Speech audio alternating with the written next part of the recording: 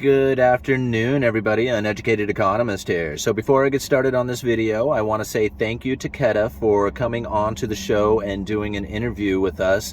It was in two parts. I'll leave links down in the description for both those parts. Very good stuff. If you are looking to get information on the housing industry, new construction, the lumber prices, or just the lumber curtailments and what's going to be happening with inventory levels, Madisons Lumber Report is the place you got to go to. So definitely check out Madisons Lumber Report. I'll leave links down in the description. But today I wanted to talk more about the sovereign debt crisis. Now, this is something that I have been warning about for quite a few years. I knew that there was going to be an issue coming into the future once the interest rates began to rise. And it was funny, when I was talking about this originally, like, I don't know, probably 3 years ago, people were saying back then, interest rates will never rise again. The government simply can't afford it, or the government can't afford it. And I told them, don't hold your breath on that one. We are going to see higher interest rates coming into the future, and it is going to be very damaging, especially for the sovereign nations out there who are heavily indebted using US dollars. Same with the corporations. And that's why I felt there was going to be a sovereign and corporate debt crisis coming in to the future once the interest rates did rise. Now, the key to all this is the 10-year Treasury. And that's really the one spot inside of the bond market, out of all the corporate bonds and sovereign bonds and all the other stuff out there, the 10-year Treasury is the number one indicator. That is where all interest rates will go. Now, obviously, there's going to be fluctuations on the yield curve on the lower end or on the higher end. There's a lot of stuff that's going to happen that's going to be indicators and signs of what is definitely happening as far as like recessions and, economic output, stuff like that. But when it comes to where you want to know if the mortgage rates are going to go up or if they're going to go down, follow the 10-year. The 10-year is going to be the indicator that tells you where those interest rates are going to be moving to. Now, going along with this, if you see the treasuries begin to rise, this is the safe haven asset. This is like the safe, guaranteed to pay, no chance of default, going to get your money back. The only problem with the treasuries is that the interest rates that they pay is so little that it forces those who are looking for that fixed income, that guaranteed return, it forces them out into higher risk assets, mainly corporate debt or sovereign emerging market debt. And this is really where the problem began to really manifest itself a few years ago. As the interest rates dropped, investors started moving into those higher risk assets to try and gain some of that yield. And now, as the potential for higher yield also gave those investors a speculation as well, because as the yields began to fall, the bond prices rise. So not only are they looking for that safe return, I don't know about how safe it is once you start taking on risk, but once you start getting into that guaranteed return, that fixed income, and the risk that goes associated with it, that you get by taking on this risk, well, they're also getting the hedge from it as well. If the interest rates continue to drop, they can sell those bonds off for a higher price. So it's not just the guaranteed fixed income that they're looking for, but also the fact that they could sell those assets off at that higher price. When the interest rates begin to rise, all that becomes undone.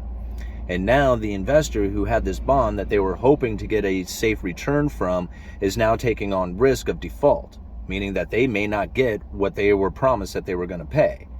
And if they go to sell this thing, they may not get back what they paid for it.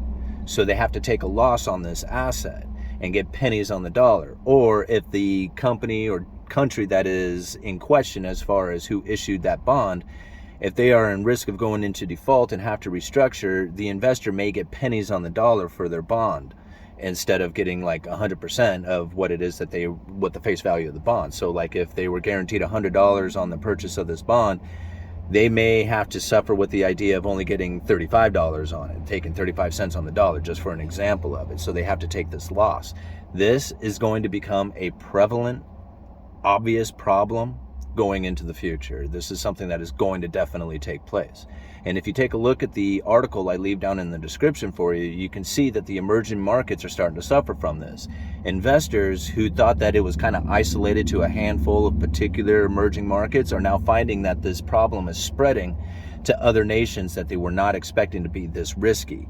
And that's really where we are going to find more problems coming up, is that the investors did not realize or are not taking into account how much risk they are taking on by investing into these emerging markets or these sovereign debts, corporate debt, these riskier assets that do pay a higher yield. But that's the problem, you're taking on risk. And these interest rates are going to continue to rise. It's going to get closer to that sovereign debt and corporate debt yield, which is going to force the new investors who are coming into that market to demand a higher yield. Prices drop, and people start to suffer the consequences from that.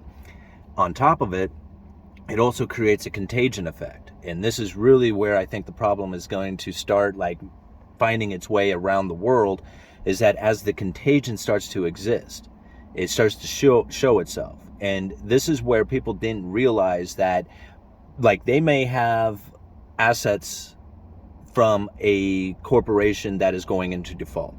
So let's say, for example, Evergrande is a great example of this. Evergrande is a property developer in China who is I think the most heavily indebted corporation in the world, if I got that right. But even if it's not, it's just super heavily indebted. So they have issued out a lot of these bonds out there. And now these bonds, they sit on the assets of other corporations and other companies. And so if you can imagine assets and liabilities, this is their balance sheet. Well, their assets meet their liabilities, they have good credit rating. But if their assets start to fall and their liabilities are more than their assets, their credit rating starts to go down. So if these companies are holding assets, these debts of other corporations like Evergrande, who are going into default, or who are suffering, from the idea that they're not being able to pay their debt holders, well, then the asset begins to fall in price, and that starts to affect the corporations that hold it, or the investors who hold that debt. This starts giving their credit rating bad time, and their debt, the ones that they have issued out there, it starts to fall in value as well, because their credit rating isn't as good.